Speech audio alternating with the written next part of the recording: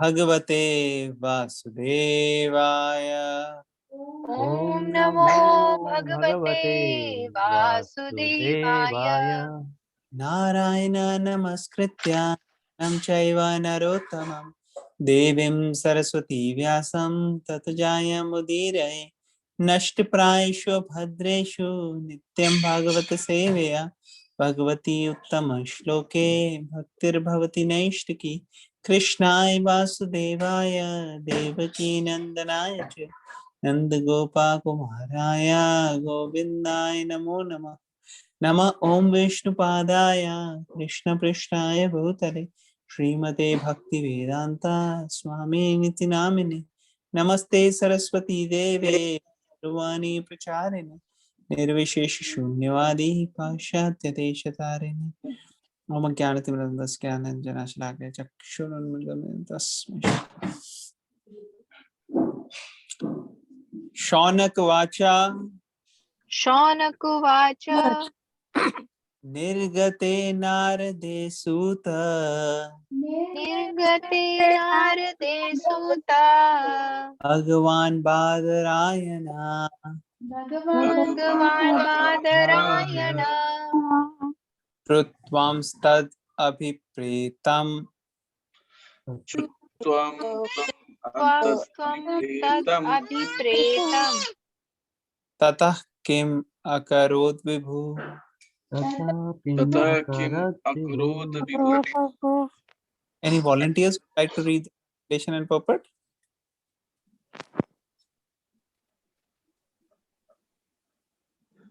Can I read? Hare पढ़िए please, आप पढ़िए।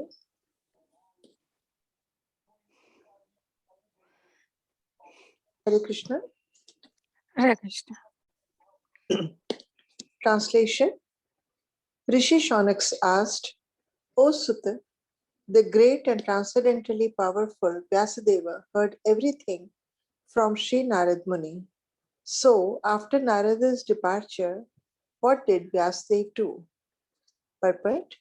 In this chapter, the clue for describing Srimad Bhagavatam is picked up as Maharaj Parikshit is miraculously saved in the womb of his mother. This was caused by Droni Ashwathama, Acharya Drona's son, who killed the 5 sons of Draupadi while they were asleep, for which he was punished by Arjun. Before commencing the great epic Srimad Bhagavatam, Sri Vyasadeva realized the whole truth by trance in devotion.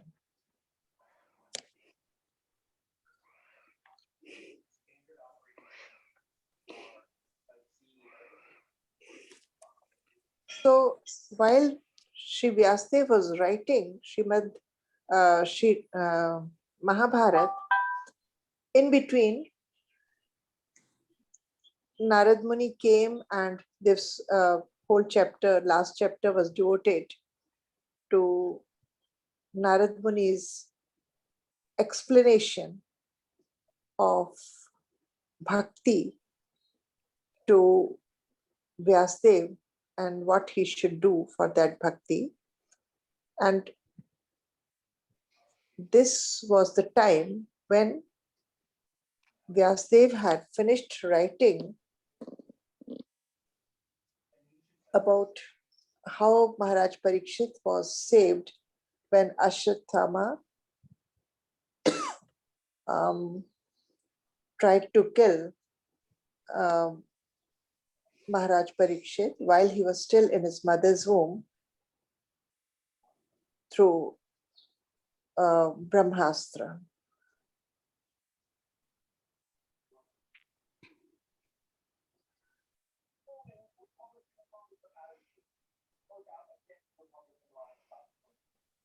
Hare Krishna. Thank you, Auntie, for reading and sharing. So, who is speaking this shloka? Shaunak Rishi. Shaunak Rishi And whom is he talking to? Sudha. Suta Goswami. So he's basically asking, he heard all things from Narad, and what did he do? So this is the most important thing, right? So let's say if you study the whole syllabus very, very nicely, for whole year you read the books very nicely. But in the exam, when the time comes to write, how did you do? That is going to be the test. Similarly, when we read the scriptures, associate with devotees, getting trained, how are we practically applying? Arjuna heard the whole Bhagavad Gita, and after the hearing whole Bhagavad Gita from Krishna, Arjuna says, "Oh Krishna, I completely agree with you, but I will not fight." Then that defeats the purpose. So some of us, we may be reading, we may be attending, but then how are we applying? Some people are hearing whole day, like 24 hours. Lecture is only going on. But then when it comes to practical application, how are they doing? Similarly, in our life, generally, the more we hear, the more we are able to practically apply. But that may not necessarily be true in the same proportion for everybody. It may be consistent for me, but it may not be consistent if we take different individuals.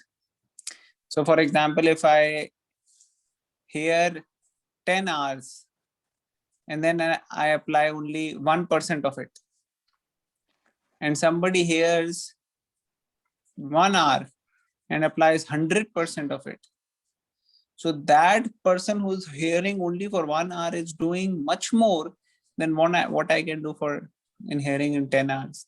So I have to increase my hearing, but also I have to increase the percentage of application for me. So this is was they're curious. Okay, what did he do? And Prabhupada in the purport is saying in this chapter, the clue for describing Bhagavatam is picked up as Maharaj Parikshit. So basically, Narad Muni comes, tells to Vyasadeva, because Vyasadeva has already compiled all the other scriptures, Vedas, Puranas, even Mahabharata is already done. All those things are already done. And now the question comes, what is he going to do now? Because now the expectation is he's going to work on composing the epic, which Narad Muni had indicated, right? So that is the clue given here. Prabhupada is saying in this chapter, the clue for describing Srimad Bhagavatam is picked up as Maharaj Parikshit is miraculously saved in the womb of his mother. This was caused by Droni, who killed 5 sons when they were asleep, for which he was punished. And Arjuna, before commencing the great epic, Srimad Bhagavatam, as they realized the whole truth by trance in devotion. So before he actually wrote, all these things are revealed to the great sages, to Vyasadeva. Then he's writing. He's writing so many things which actually the knowledge he only gave to first Sukadev Goswami. Then Sukadev gave to Suta Goswami. But then when he's compiling the epic, he's compiling from what Suta Goswami is telling the sages of Naimisharanya. So that is where he is starting from. Okay. So we'll go forward. Anybody else wants to share anything?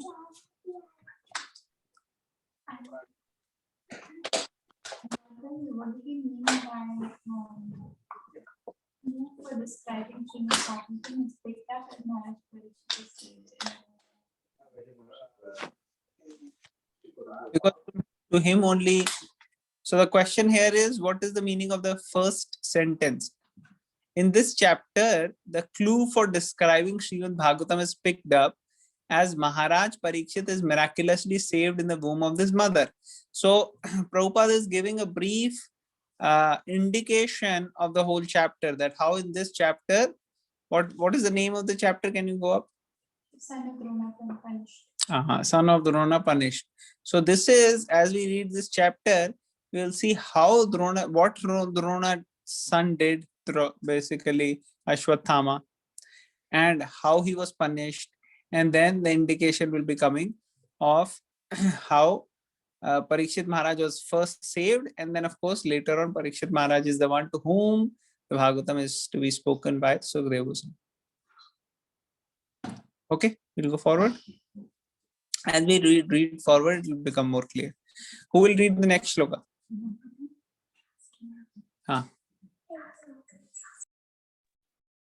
Suta uvacha Brahmanadhyam saraswatyam Brahmanadyam saraswatyam ashrama paschime tate asrama ashrama paschime Tati shamya prasha iti prokta samyaprasa iti prokta ऋषीणां सत्रवर्धनः Rishinam Satravardhana.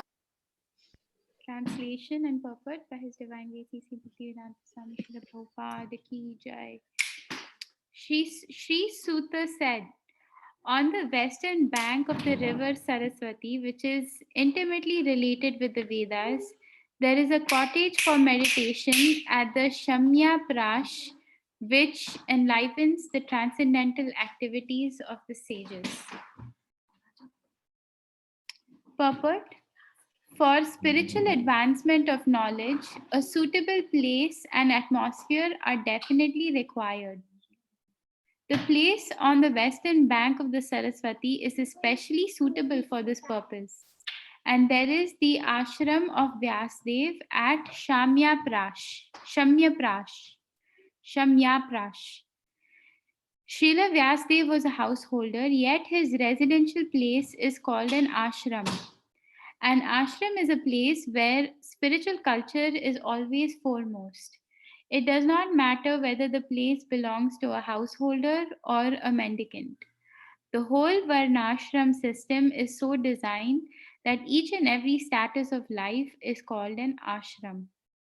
This means that spiritual culture is the common factor for all.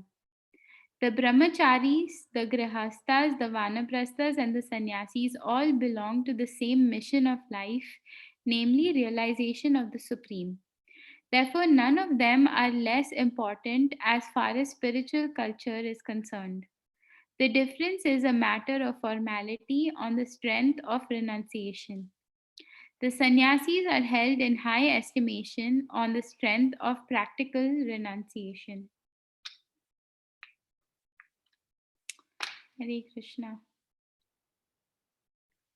So in this verse, Prabhupada is explaining this line here.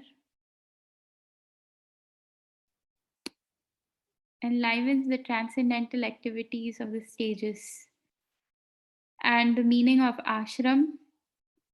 So this place Shamya Prash is suitable for this purpose, that is the ashram of Vyasdev at Shamya Prash. And an ashram is a place that is used for self-realization, whether one is in the Brahmachari ashram, the Grihastha ashram, Vanaprastha ashram, or the Sannyas ashram. So all of them have the same purpose, the same mission of life, and that is realization of the Supreme. And hence, this a place that is conducive to self-realization is called a ashram. That is basically what I understood here.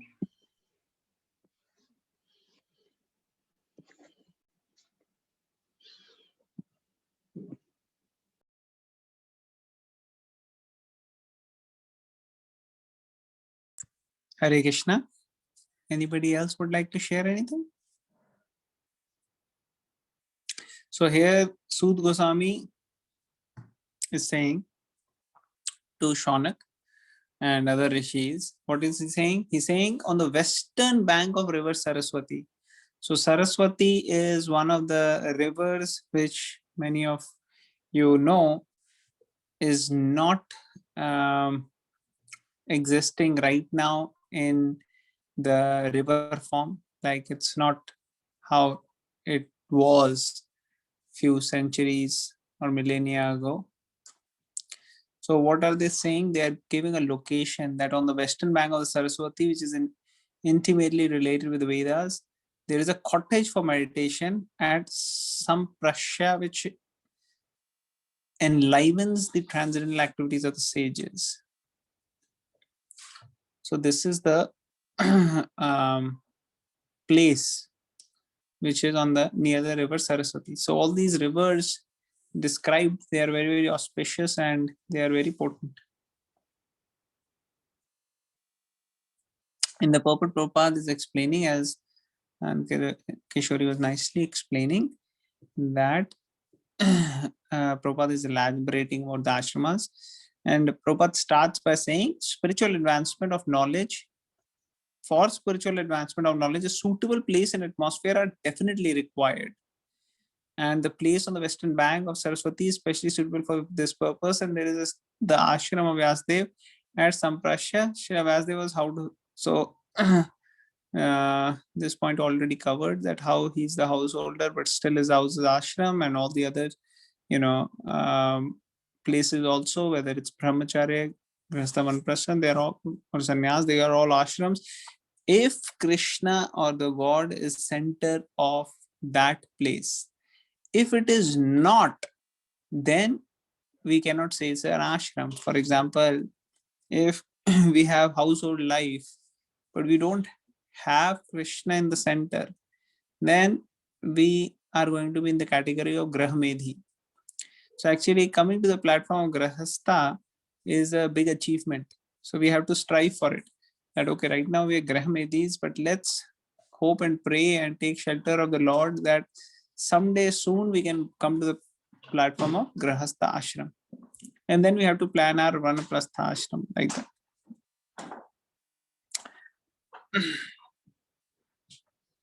And all the ashramas, depending upon our psychophysical nature, any of these ashramas can be used for becoming perfect in spiritual realization. So here Vyasadeva, he's Grahastha and he is perfect spiritually. In fact, 7 of the 12 Mahajans are Grahastha. So one can make their own home as ashrama and keep Krishna in center.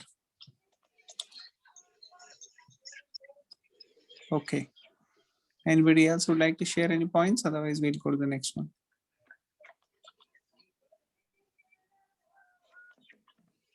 All right, let's go to third. Any volunteers? I can try, Prabhuji. Yes. Tasmin swa ashrame vyaso. Asmin swa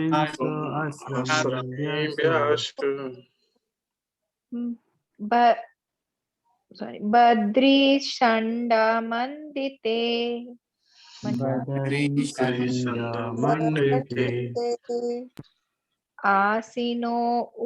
Asino pa upa prasya.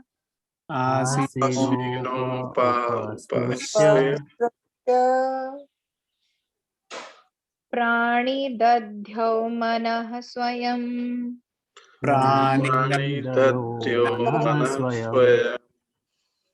Translation.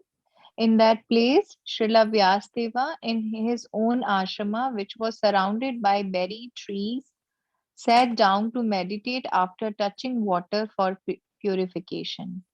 Under instruction of his spiritual master Srila Narad Muni, Vyasdeva concentrated his mind in that transcendental place of meditation. Hare Krishna. Okay, let's go to the next one. Okay, Prabhuji. Anything you want to share, Mataji, before we go to the next?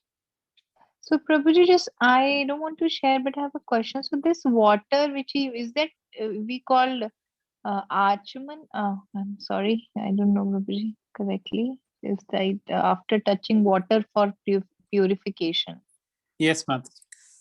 Achaman. Okay, Prabhuji.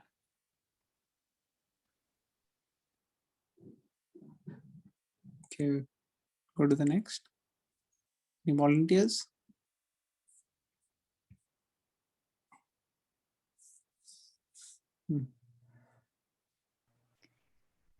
Bhakti yogena manasi Bhakti-yogena manasi samyak pranihite male samyak pranihite male apashyat purusham purnam apashyat purusham purnam mayam cha tad apashrayam.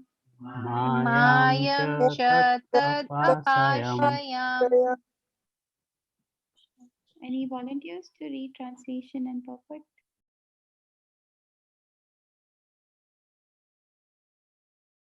I can try, Mataji. Nobody is reading. Thus he fixed his mind, perfectly engaging it by linking it in devotional service, bhakti yoga, without any tinge of materialism.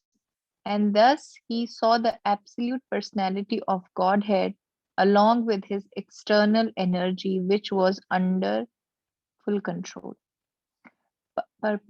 Perfect vision of the absolute truth is possible only by the linking process of devotional service. This is also confirmed in Bhagavad Gita. One can perfectly realize the absolute truth personality of Godhead only by the process of devotional service. And one can enter into the kingdom of God by such perfect knowledge. Imperfect realization of the absolute by the partial approach of the impersonal Brahman or localized Paramatma does not permit anybody to enter into the kingdom of God. Sri Narad advised Srila Vyasadeva to become absorbed in transcendental meditation of the personality of Godhead and his activities. Srila Vyasadeva did not take notice of the effulgence of Brahman because that is not absolute vision. The absolute vision is the personality of Godhead as it is confirmed in Bhagavad Gita 7.19. Vasudeva Sarvamiti. In the Upanishads also it is confirmed that Vasudeva, the personality of Godhead, is covered by the golden glowing Hiranmayena Patrena veil of impersonal Brahman, and when that curtain is removed by the mercy of the Lord, the real face of the Absolute is seen. The Absolute is mentioned here as the Purushat or person. The absolute personality of Godhead is mentioned in so many Vedic literature, and in Bhagavad Gita, the Purusha is confirmed as the eternal and original person. The absolute personality of Godhead is the perfect person. The Supreme Person has manifold energies, out of which the internal, external, and marginal energies are specifically important. The energy mentioned here is the external energy, as will be clear from the statements of her activities. Okay. The internal energy is there along with the absolute person, as the moonlight is there with the moon. The external energy is compared to darkness because it keeps the living entities in the darkness of ignorance. The word aparshrayam suggests that this energy of the Lord is under full control. The internal potency or superior energy is called Maya.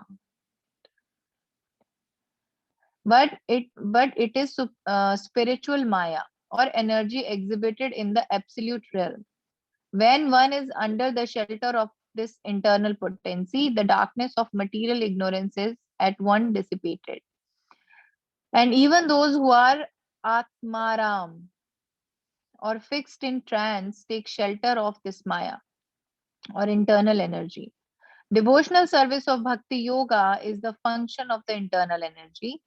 Thus, there is no place for the inferior energy or material energy, just as there is no place for darkness in the effulgence of the spiritual sky, a spiritual light. Such internal energy is even superior to the spiritual bliss attainable in the conception of impersonal Brahman. It is stated in the Bhagavad Gita that the impersonal Brahman effulgence is also an emanation from the absolute personality of Godhead, Sri Krishna, the Parama Purusha. Cannot be anyone except Sri Krishna himself. Okay, the Purush cannot be anyone except Sri Krishna himself, as will be explained in the later shlokas. Hari Krishna.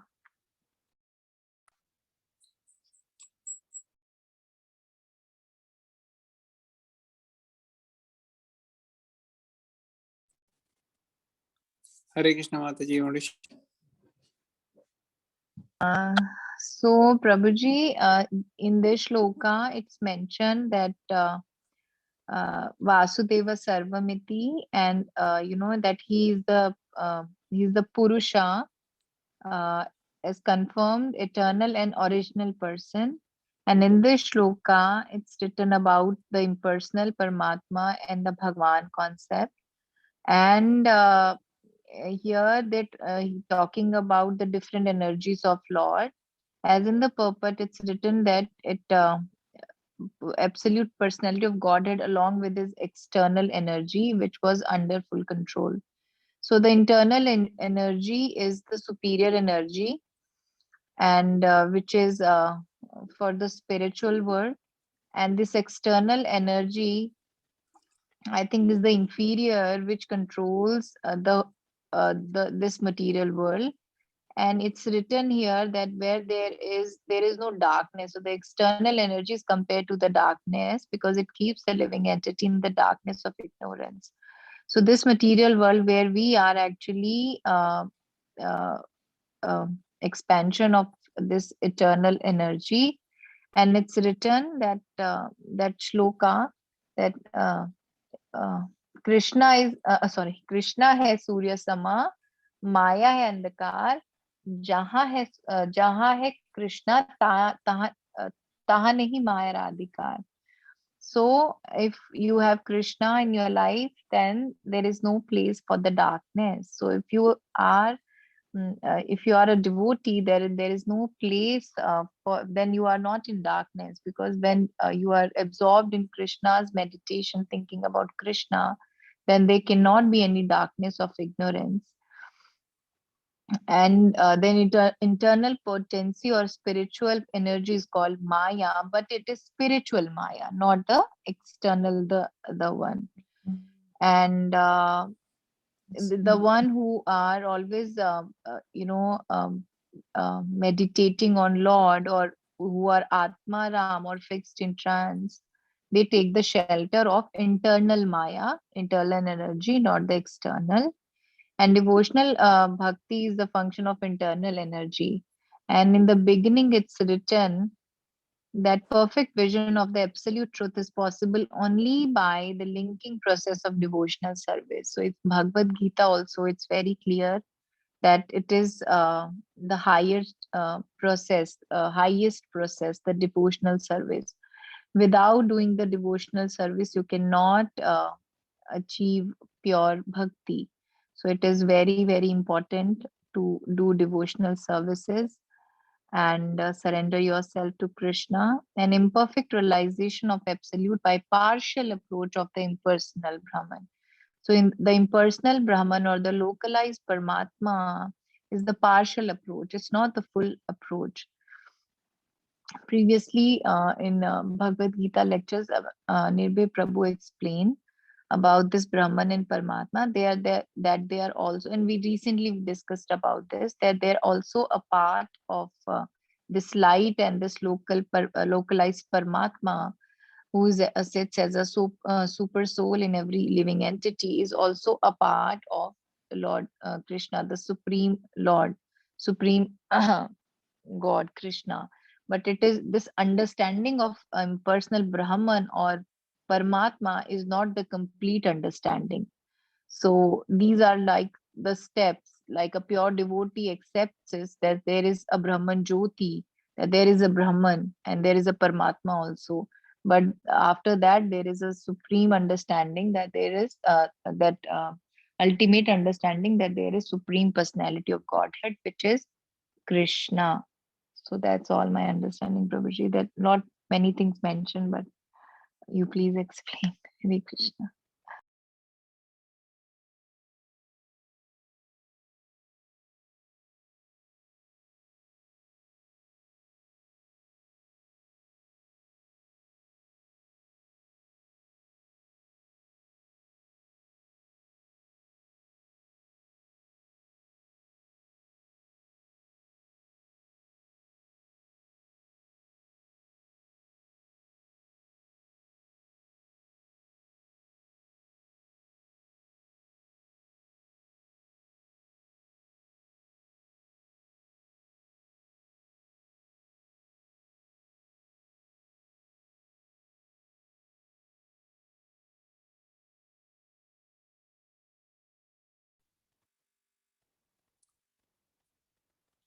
I cannot hear anything. Mataji, did you hear when I was explaining? When I Hare- was saying? Yes, some Okay, of it. okay. Am I audible? Yes, Prabhuji, now you are. Now I'm audible. Yeah. Okay, great.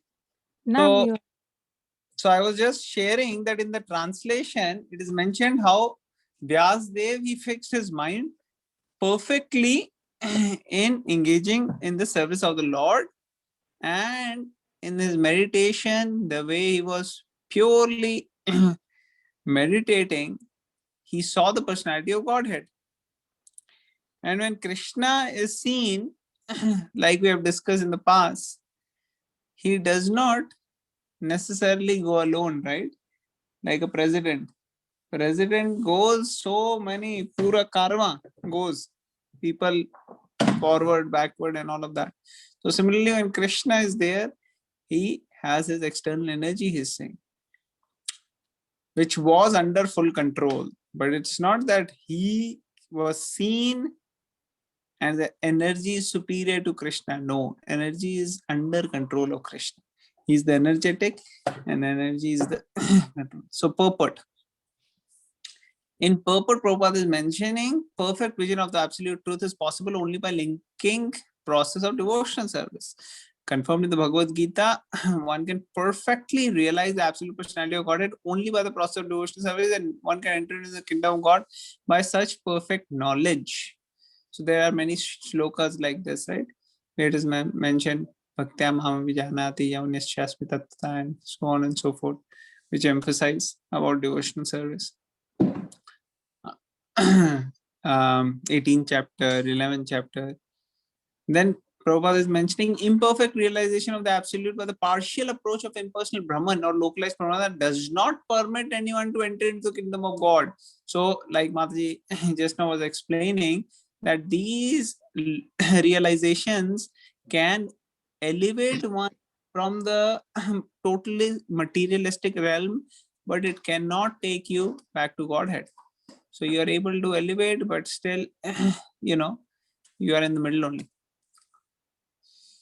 And like Narad Muni advised Vyasadeva, he is now absorbed in transcendental meditation on the Supreme Lord and his activities.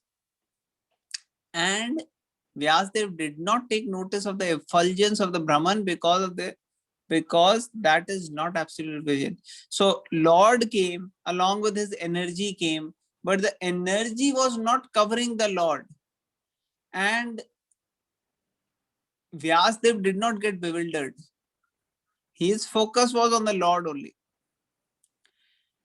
Otherwise, sometimes the Brahman effulgence covers the person and people cannot even have darshan of the Lord. Therefore, in Prabhupada is quoting here, in the Upanishads, also it is confirmed that Vasudeva, the personality of God, is covered by the glowing effulgence, Hiranyamayana Patrena. So I shared this shloka. Isopanishad 15th is the shloka. Hiranyamayana Patrena Satyasyapi Hitam Mukham Tattvam Pushan Aparnu Satya Dharmaya Drishtaye. Oh my Lord, sustainer of all living, all that lives, your real face is covered by your dazzling effulgence. Kindly remove that covering and exhibit yourself to your pure devotee. Like this is mentioned in the in the Isopanishad. And then in the Bhagavad Gita also 14th chapter, 27th shloka it is said, Brahmano hi pratishtaham amritasya vyasya cha shashvatasya cha dharmasya shukkha kantikasya cha.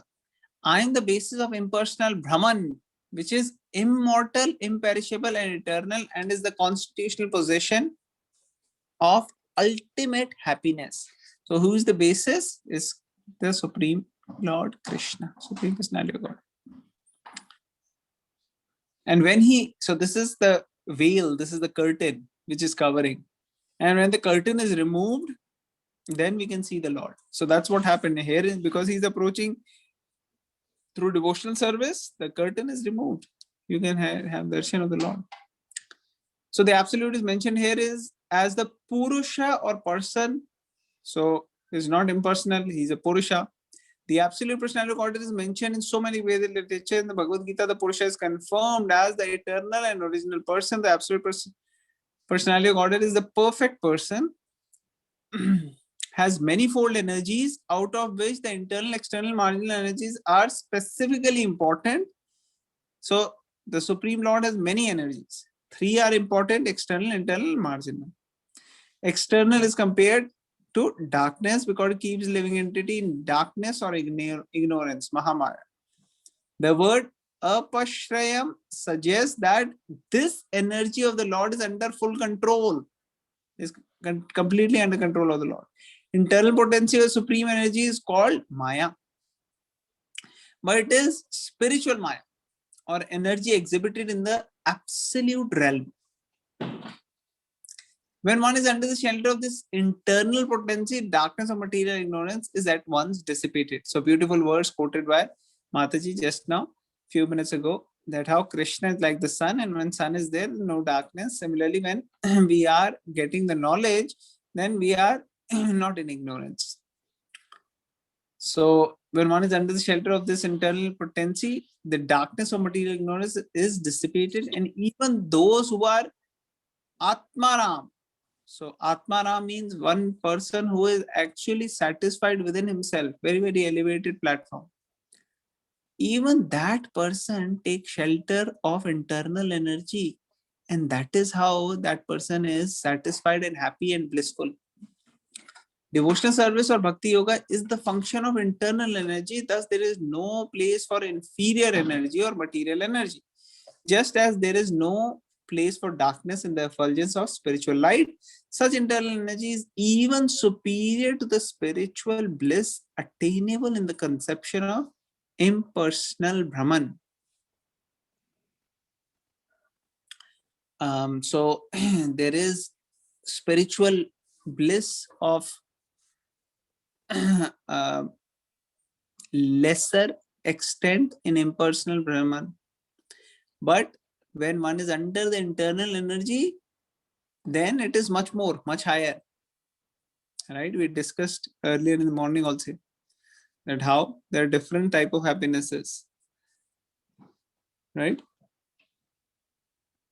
So Bhogananda, Brahmananda, and Premananda. Anybody remembers? Everybody remembers? Nobody remembers? No, Prabhuji, I do remember, but not exactly definition, but I do remember in Bhagavad Gita session you shared about this. So Bhoganand means material happiness. Material happiness. Gratification. So that is like how many oceans? Millions of oceans or trillion? Is just like a drop of water. So drop of water. And then Brahmanand is the spiritual bliss Bucket. which one gets in the spiritual realization of Brahman platform. So one Brahman platform, that is like a bucket of water. So drop of water is Bhoganand. Brahmanand is bucket of water. And the third is Premananda, which is the Ocean. of the prema of loving devotional service. Ocean. And that is compared to the ocean, unlimited ocean of happiness. So a lot of difference. Just imagine a drop of happiness or material thing only completely captures our mind. We can't even imagine how the bucket or how the unlimited ocean will be. So that is the thing. That is why we are not able to advance in devotional service. Because if we know, array, wahan pe unlimited hai, so then we should run towards that. But we are thinking only about a drop only. We are not satisfied. Otherwise, we will not ask for more. We are not satisfied, but we are thinking that of drop only. We cannot think bigger. So therefore, we are just hankering to that one drop. Devotional service of Bhakti Yoga is the function of the internal energy. Thus, there is no place for inferior energy. Okay, we read this. It is stated in the Bhagavad Gita that impersonal Brahman effulgence is also an emanation from the absolute personality of Godhead, Sri Krishna. The Param Purush cannot be anyone except Sri Krishna himself, as will be explained in the later shlokas. Okay, great. So this already we discussed and Mataji explained. So we'll end. Anyone else wants to make any final points, comments, questions, realizations? Otherwise, we'll end it here.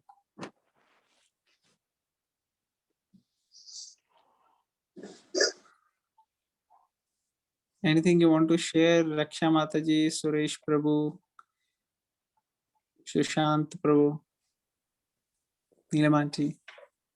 Prabhuji, good. I'm good. Okay. Thank you all the devotees. We'll end it here. You will now chanting. Yeah, we'll do chanting for all the living entities 11 times loudly, all of us together.